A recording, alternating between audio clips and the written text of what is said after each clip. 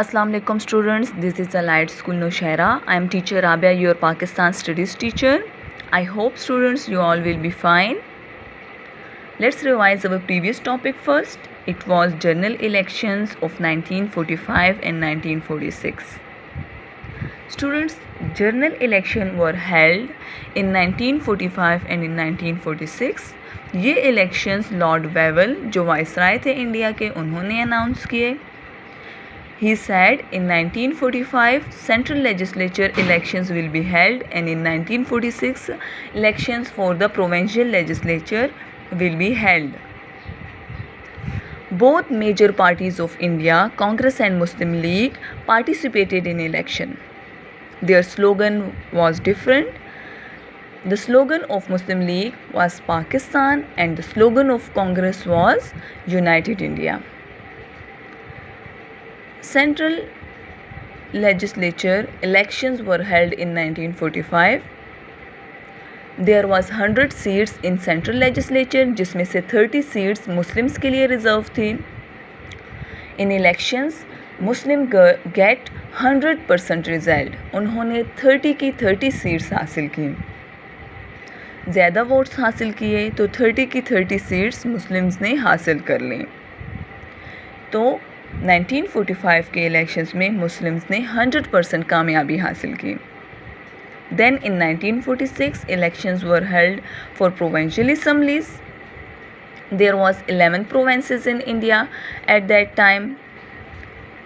11 provinces में 495 seats Muslims के लिए रिजर्व थी इन प्रोविंशियल असम्बलीज, जिसमें से 439 सीट्स मुस्लिम्स ने हासिल की and Muslim get 89% of success in provincial assemblies. Provincial elections में Muslims ने सारे provinces में majority हासिल की except KP के, जिसका पहला नाम NWFP था, नॉर्थ वेस्ट फ्रंटियर प्रोविंस. सिर्फ KPK के अलावा बाकी सारे प्रोविंसेस में मुस्लिम्स ने मेजॉरिटी हासिल की. मुस्लिम लीग ने इलेक्शंस ऑफ 1945 और 1956 में एक शानदार कामयाबी हासिल की. इससे पहले 1937 में इलेक्शंस हुए थे जिसमें मुस्लिम लीग को डिफीट किया था कांग्रेस ने. मुस्लिम लीग ने कोई अच्छी कारकर्दगी नहीं दिखाई थी उसमें. But the elections of 1945 and 46 was very important in the history of India. इसमें मुस्लिम लीग ने बहुत अच्छी कामयाबी हासिल की, जिससे ये शो हो रहा था कि that they are demanding Pakistan, और without Pakistan Muslims are not able to live with Hindus in India. These elections show that the only solution of the problem of India is to accept the demand for Pakistan. तो कांग्रेस ने भी unwillingly accept कर लिया the demand of Muslim and they accepted the partition of India, क्योंकि election से उन्हें ज़ाहिर हो गया था कि Muslims are right and Congress ने unwillingly फिर इनकी डिमांड को मान लिया. This is all about our previous topic, general election of 1945 to 1945 and 1946. Now we are going to start our new topic, which is Convention of Elected Representative of Legislative Assembly, Assemblies 1946, जिसको Delhi convention भी कहते हैं. Elections के बाद जो representative elect हुए थे legislative assemblies के लिए, हिंदूज़ एंड मुस्लिम, उनकी एक कन्वेंशन हुई जिसे दिल्ली कन्वेंशन कहते हैं क्योंकि ये दिल्ली में हुई थी. ये कन्वेंशन अप्रैल 1946 में हुई थी जिसमें 500 मेंबर्स ने पार्टिसिपेट किया था. अब इस कन्वेंशन में मुस्लिम लीग की क्या डिमांड थी? कांग्रेस ने इलेक्शंस के बाद 1945 और 46 की बात न चाहते हुए भी सेपरेट स्टेट का पार्टीशन ऑफ इंडिया का जो पॉइंट ऑफ व्यू है उसको एक्सेप्ट कर लिया था. फिर इस दिल्ली कन्वेंशन में कायद-ए-आज़म मोहम्मद अली जिन्ना ने फिर दोबारा से ही stress upon the demand for Pakistan in detail, उन्होंने दोबारा से इस बात को स्ट्रेस दिया, इस बात पर स्ट्रेस दिया कि there will be a separate state for the Muslims where they will live according to their own ideologies. और इस कन्वेंशन में Quaid-e-Azam also pointed out the dangers to be faced by Muslim in case of Congress rule. उन्होंने ये ख़तरे भी ज़ाहिर किए कि अगर कांग्रेस रूल होगा तो उसके क्या असरात होंगे फिर, बिकॉज़ कांग्रेस लीडर्स जो है वो मुसलमानों से बहुत ज़्यादा नफ़रत करते थे। सो वो जो तरीक़ा उनको मिलता था उनको नुकसान पहुंचाने का, मुस्लिम्स को नुकसान पहुंचाने का, तो वो उन्हें नुकसान पहुंचाते थे। तो कांग्रेस ने कायद-ए-आज़म ने वाज़ेह किया कि अगर कांग्रेस रूल होगा तो फिर मुस्लिम्स को किन किन ख़दशात का सामना करना पड़ेगा। कायद-ए-आज़म आल्सो सेड दैट कि अब कोई भी जो पावर है, whether it is Britain power और हिंदूज पावर, वो मुसलमानों को अपने मकसद से नहीं रोक सकती। They want a separate state, they want a separate country, तो वो सेपरेट कंट्री हासिल करेंगे। इस कॉन्फ्रेंस में हुसैन शहीद सोहरावर्दी, बंगाली लीडर, उन्होंने एक रेजोल्यूशन पेश की। इस रेजोल्यूशन में उन्होंने डिमार्केट किया कि किस किस एरिया को मिलाकर पाकिस्तान बनाया जाए। First, the areas where Muslims are in majority, उनको कंबाइन करके एक स्टेट बनाया जाए, पाकिस्तान बनाया जाए। उन्होंने उन एरियाज़ के नाम भी दिए, एक मैप पेश किया।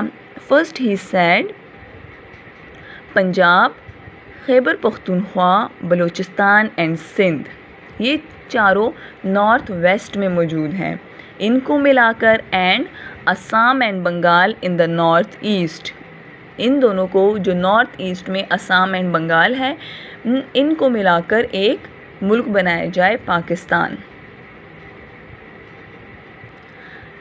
Hussain Shaheed Suhrawardy also told that कि United India and joint constituent assembly, legislative assembly is not acceptable for Muslims. उन्होंने कहा कि लेजिस्लेटिव असम्बली भी सेपरेट की जाए, मुस्लिम्स अपने पाकिस्तान के लिए, इनके लिए एक लेजिस्लेटिव और कंस्टिट्यूएंट असम्बली बनाई जाए, और हिंदूज़ की लेजिस्लेटिव और कंस्टिट्यूएंट असम्बली हिंदुस्तान के लिए बनाई जाए।